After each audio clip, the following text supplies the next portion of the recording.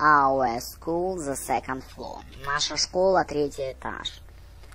Ground первый, first второй, значит second будет третий этаж. The long and wide corridor of the second floor is just above the corridor of the first floor. It also very light. This is the floor of juniors, pupils of the first, second and third forms. Their class are all on one side of the corridor opposite the windows. Длинный широкий коридор на третьем этаже находится над коридором второго этажа. Он также очень светлый. Здесь находится этаж младших школьников. Первый, второй, третий класс. Ихние учебные комнаты с одной стороны напротив окон. At the end of the corridor there is a door leading into staff room and teaching department. С другой стороны коридора находится дверь, ведущая в учительскую и в учебную часть. The physics and chemistry classroom are also on the second floor.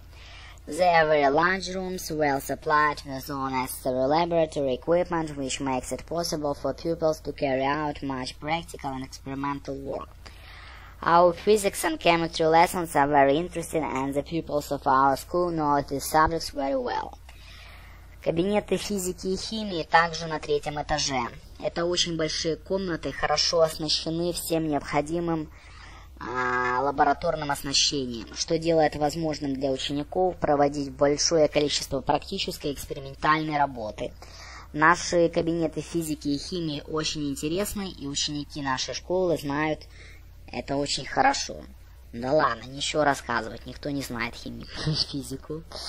One of the doors you will see the inscription, a room for supervised studies. Some of the junior pupils have nowhere to go after classes as their parents are at work.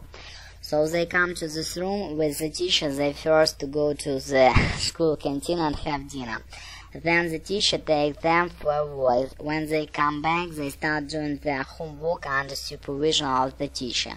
When they have done their homework, they can play different games. They stay in school till their parents call for them. На одной из дверей вы увидите группа продленного дня.